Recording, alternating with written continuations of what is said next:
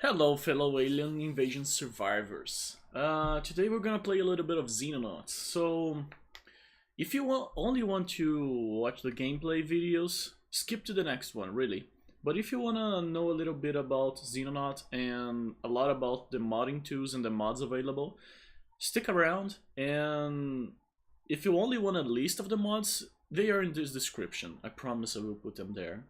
So guys, Xenonauts. What is Xenonauts? It is a turn-based game with a little flavor of RPG and a lot of flavor of base management. You're gonna spend half your time playing on base management and half your time playing on missions and air combat, something like that. And the base game is very good. It reminds a lot the old XCOM games, not the newest ones like Enemy Unknown, Enemy Within, and XCOM 2. The old ones. And for those of you who like this kind of turn-based strategy, positioning troops, looking over corners, things like that, it's very, very, very interesting. It's not as action-packed as the newest XCOMs, but Xenonauts grows on you. While you play it, you feel the difficulty, and although I think the newest XCOMs have a little bit more charm, you know, your troops get very specialized and you feel a little more attached to them.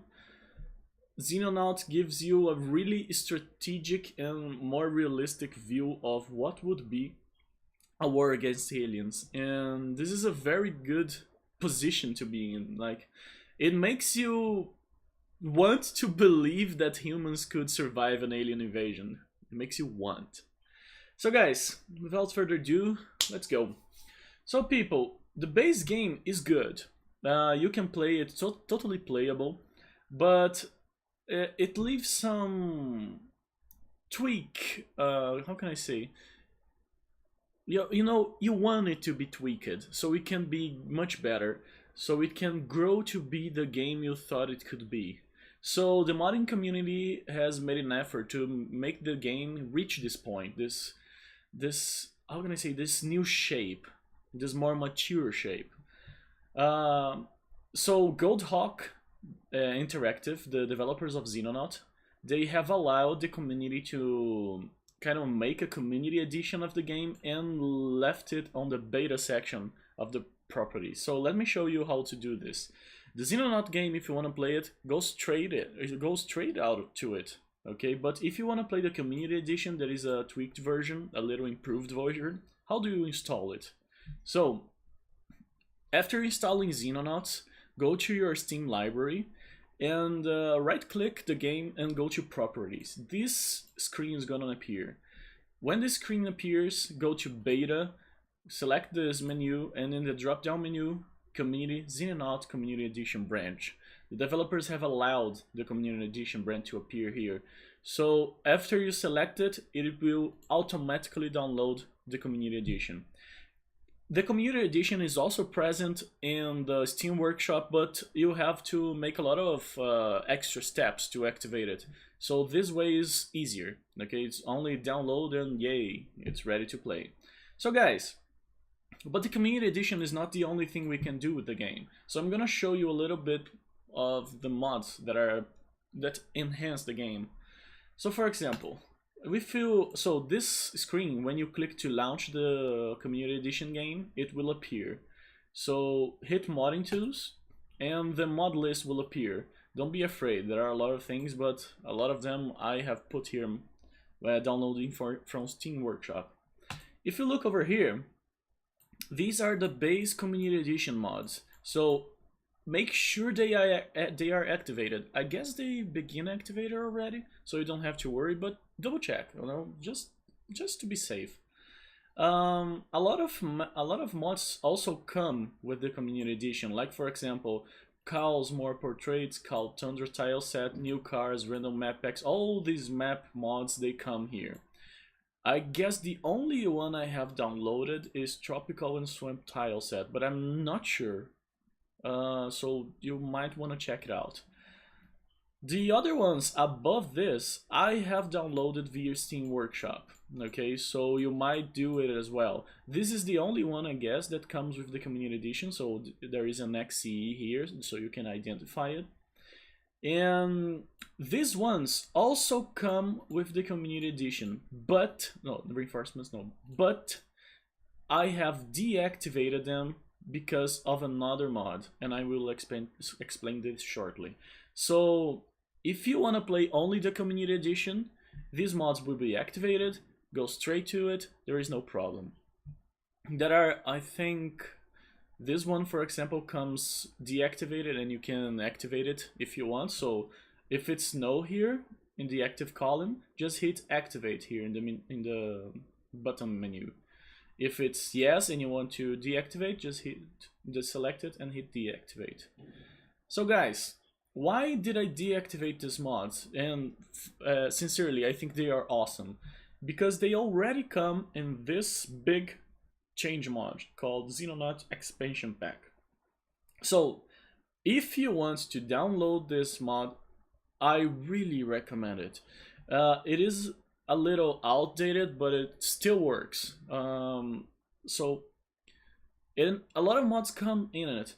The complete list of mods included in it are here. So the Steam Workshop page from Xenonauts Expansion Pack, go there. And there is a list right in the bottom where you can see the mods that are integrated into it. So deactivate these mods and leave only expansion pack activated. Also, I want to talk about priority. So you'll see here if I click priority, so it will list all the mods, it doesn't matter if it's active or not.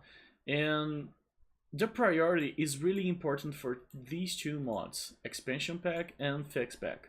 So put them on top of your list, unless other mods that don't really affect them are overriding them. So for example, reinforcements, it's a mod I really like. Instead of putting, I think, 7 soldiers into your chopper, you will now be able to carry 15. Expansion Pack also already expands the number of troops to 10, but I really think that on real life, let's say, we would carry more troops to alien encounters because they have vastly superior technology and we kind of would have to win in numbers.